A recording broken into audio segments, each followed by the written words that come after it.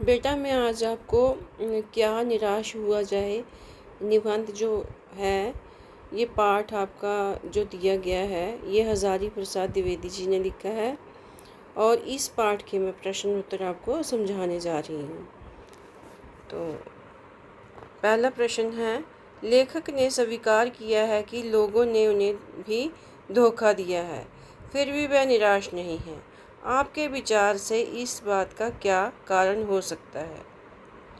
तो इसका उत्तर हम लिखेंगे। लेखक ने अपने व्यक्तिगत अनुभवों का वर्णन करते हुए कहा है कि उसने धोखा भी खाया है, परंतु बहुत कम स्थलों पर विश्वासघात नाम की कोई चीज़ मिलती है।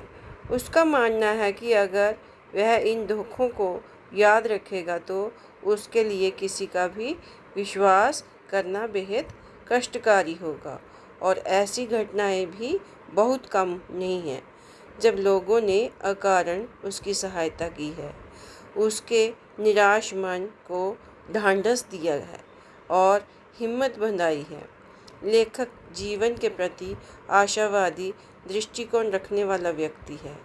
टिकट बाबू द्वारा बचे हुए पैसे लेखक को लौटाना, बस कंडक्टर द्वारा दूसरी बस व बच्चों के लिए दूध लाना आदि ऐसी घटनाएं हैं जो उसे विश्वास दिलाती हैं कि समाज में मानवता, प्रेम, आपसी सहयोग समाप्त नहीं हो सकते, क्योंकि आपसी सहयोग जो है वो समाप्त नहीं हो सकते। तो बच्चों, आपने इस प्रश्न में देखा कि लेखक ने जो क्या बात बोली है इसमें कि उसने अपने निराश मन को बहुत ज़्यादा ढांढस दिया है और हिम्मत भी बढ़ाई है। लेखक जीवन के प्रति अपने पॉजिटिव दृष्टिकोण को अपना रहा है, आशावादी दृष्टिकोण को अपना रहा है। यहाँ पर क्या क्या चीज़ बताई है कि समाज में मानवता, प्रेम, आपसी सहयोग अभी भी समाप्त नहीं हुआ है, अभी भी ईमानदारी जो है वह बाकी है। टिकट बाबू द्वारा बचे हुए पैसे लेखक को लौटाना एक ईमानदारी की बात यहाँ दिखाती है, प्रकट करता है लेखक कि टिकट बाबू द्वारा बचे हुए पैसे लेखक को लौटा देता है। और बस कंडक्टर द्वारा दूसरी बस व बच्चों के लिए दूध लाना आदि बहुत सारी ऐसी घटनाएं हैं जो विश्वास दिलाती हैं कि समाज में अभी भी मानवता का प्रेम और सहयोग खत्म नहीं हुआ है, समाप्त नहीं हुआ है। अगला प्रश्न है आपका, दोषों का पर्दाफाश करना कब बुरा रूप ले सकता है? तो दोषों का पर्दाफाश करना तब बुरा रूप ले सकता है जब लोग किसी के आचरण के गलत पक्ष को उद्घाटित करके उसमें रस लेते हैं। कहने का मतलब ये है कि दोषों का पर्दाफाश करना तब बुरा रूप ले सकता है जब लोग दूसरे के आचरण को गलत पक्ष देते हैं और उसका मजाक उड़ाते हैं। तो इसके कई कारण हो सकते हैं, जैसे किसी की बदनामी करना, आपसी दुश्मनी या बदले की भावना आदि। ये दोषों का पर्दाफाश करना तब बुरा रूप ले सकता है। तो इसमें उसने इस प्रश्न का उत्तर इसी प्रकार से प्रकट किया है। आजकल के बहुत से समाचार पत्र या समाचार चैनल दोषों का पर्दाफाश कर रहे हैं। तो आपने जो है पहले प्रश्न में को भी समझ लिया और दूसरे प्रश्न को भी समझ लिया, पर दूसरा प्रश्न में अगर आपको कोई कठिनाई आई है तो उसमें जो है लेखक ने अपना जो है क्या चीज़ इसमें बताई है कि दोषों का पर्दाफाश करना तब बुरा रूप ले सकता है जब वह समाज, संस्कृति एवं सभ्यता के विरुद्ध है। वैसे तो किसी भी अवगुण या दोष को उजागर करना गलत कार्य नहीं है, लेकिन समाज में उसके उजागर होने पर लोगों पर उसका क्या प्रभाव पड़ेगा, ये कोई बात ज़्यादा महत्वपूर्ण हो जाती है। इसमें क्या होता है कि अश्लीलता और बुरा व्यवहार जो है दोषों को उजागर करने पर उसका जो है क्या करते हैं, कुछ लोग इसमें लिप्त भी होने चाहेंगे जो समाज के हित में नहीं है, और उक्त विषयों में दोषों का पर्दाफाश करना बुरा, लोग इसके लिए जो है अलग रूप जो है धारण कर लेते हैं। तो इसके बहुत सारे कारण हो जाते हैं, जैसे बदनामी करना, किसी के साथ दुश्मनी लेना। तो इसका उत्तर जो आपको सही लगे वो आप कुछ पंक्तियों को कम करके भी लिख सकते हैं। आजकल के बहुत से समाचार पत्र जहां समाचार चैनल दोषों का पर्दाफाश कर रहे हैं, इस प्रकार के समाचारों और कार्यक्रमों की सार्थकता पर तर्क सहित विचार लिखिए। तो ये तीसरे प्रश्न का उत्तर है आपका। आजकल के बहुत से समाचार पत्र जहां समाचार चैनल दोषों का पर्दाफाश कर रहे हैं, इस प्रकार के पर्दाफाश से व्यक्ति समाज में व्यापक बुराइयों से, अपने आसपास के वातावरण तथा लोगों से अवगत हो जाते हैं और इसके कारण समाज में जागरूकता भी आ जाती है। समाज समय रहते ही सचेत और सावधान हो जाता है, पर ये तभी सार्थक है जब इनमें सच्चाई, ईमानदारी और जन कल्याण की कामना हो। यदि इनमें किसी प्रकार का स्वार्थ यथा अपनी टीआरपी बढ़ाना, चैनल को प्रसिद्ध करना या धन कमाना आदि हो, तो इस कार्यक्रमों की कोई सार्थकता नहीं है। निम्नलिखित के संभावित परिणाम क्या क्या हो सकते हैं? अगला प्रश्न है आपका। निम्नलिखित के संभावित परिणाम क्या क्या हो सकते हैं? आपस में चर्चा कीजिए। जैसे ईमानदारी को मूर्खता का पर्याय समझा जाने लगा है। परिणाम भ्रष्टाचार बढ़ेगा। तो इसका क्या है? पहला है सच्चाई केवल भीरू और बेबस लोगों के हिस्से पड़ी है। दूसरा बताया है झूठ और फरेब का रोजगार करने वाला फल फूल रहे हैं। तीसरा है आपका हर आदमी दोषी अधिक दिख रहा है, गुनी कम। तो पहले जो है हमारा उत्तर है सच्चाई केवल भीरू और बेबस लोगों के हिस्से पड़ी है। इसका हम क्या करेंगे, आगे लिखेंगे, क्योंकि तानाशाही बढ़ेगी और लोगों की सच्चाई में आस्था नहीं रह जाएगी। इसी तरह से हम दूसरे को भी लिखेंगे, झूठ और फरेब का रोजगार करने वाले फल फूल रहे हैं। भ्रष्टाचार बढ़ेगा इससे और ईमानदारी में किसी का विश्वास नहीं रहेगा। तीसरा है आपका हर आदमी दोषी अधिक दिख रहा है, गुनी कम। एक दूसरे के प्रति अविश्वास बढ़ेगा इसमें। अगर हर आदमी कोई दोषी दिख रहा है और अधिक दिख रहा है और गुनी कम दिख रहा है, तो इसमें क्या होगा, अविश्वास बढ़ जाएगा। एक दूसरे के प्रति अविश्वास की भावना पैदा होगी। आगे है आपका पांचवा प्रश्न। पांचवा प्रश्न है लेखक ने लेख का शीर्षक क्या निराश हुआ जाए क्यों रखा होगा? क्या आप इससे भी बेहतर शीर्षक सुझा सकते हैं? तो इसका उत्तर आप कैसे लिखेंगे? लेखक ने इस लेख का शीर्षक क्या निराश हुआ जाए उचित रखा है। आजकल हम अराजकता की जो घटनाएं अपने आसपास घटते देखते रहते हैं, उनसे हमारे मन में निराशा भर जाती है। लेकिन लेखक ने हमें उस समय समाज के मानवीय गुणों से भरे लोगों को और उनके कार्यों को याद करने को कहा है, जिससे हम निराश न हों। इसका अन्य शीर्षक हम निराशा से आशा भी रख सकते हैं। इसका अन्य शीर्षक क्या है? हम निराशा से आशा भी रख सकते हैं। तो अगला प्रश्न है आपका, यदि क्या निराश हुआ जाए के बाद कोई विराम चिन्ह लगाने के लिए कहा जाए, तो आप दिए गए चिन्हों में से कौन सा चिन्ह लगाएंगे? अपने चुनाव का कारण भी बताइए। तो आपने इसका उत्तर लिखना है, क्या निराश हुआ जाए के बाद में मैं प्रश्न चिन्ह क्या निराश हुआ जाए लगाना उचित होगा। समाज में व्यापक बुराइयों के बीच रहते हुए भी जीवन जीने के लिए सकारात्मक दृष्टि जरूरी है।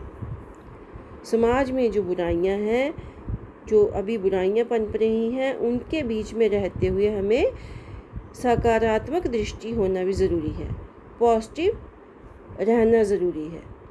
तो निराश नहीं होना चाहिए इंसान को। और निराशा का चिन्ह क्या निराश हुआ जाए लगाना उचित है। तो इसमें कहते हैं कि बुराइयां अगर व्यापक हैं तो उसके लिए हमें उसे दूर करने के लिए हमें सकारात्मक दृष्टि भी ज़रूरी है। अगला प्रश्न है आपका, आदर्शों की बातें करना तो बहुत आसान है पर उन पर चलना बहुत कठिन है। क्या आप इस बात से सहमत हैं? तर्क सहित उत्तर दीजिए।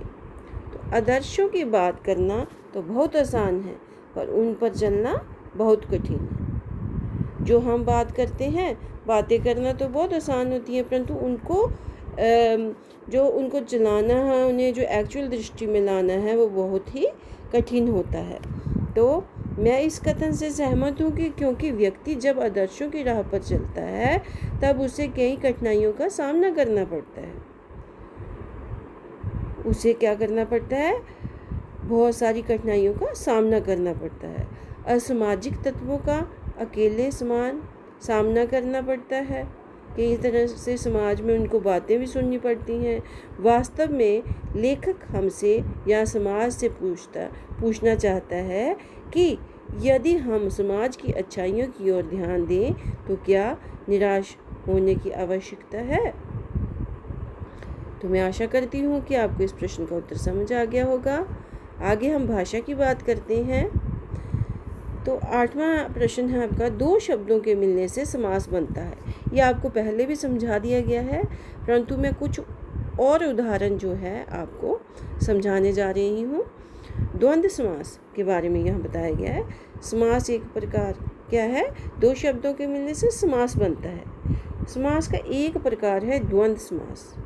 तो इसमें क्या होता है? दोनों शब्द प्रधान होती हैं। जब दोनों भाग प्रधान होंगे तो एक दूसरे में द्वंद्व, होड़ एक किस्म की, स्पर्धा एक किस्म की संभावना होती है, कंपटीशन की भावना होती है। कोई भी किसी से पीछे रहना नहीं चाहता, होड़ लगी होती है। जैसे चरम और परम। तो इसका हमने क्या करना है? चरम और बीच में इसके योजक चिन्ह दिया गया है, फिर हमने परम लिखा है। तो इसका हम कैसे करेंगे? भीरू और बेबस। भीरू के बीच में हमने योजक चिन्ह लगाना है और फिर बेबस। इस तरह से हम इसको लिखेंगे। आपको जो है ये जो समस्त पद दिया गया है, भीरू, योजक साइन और बेबस, ये हो गया समस्त पद, और विग्रह हो गया भीरू और बेबस। इसी तरह से दिन और रात।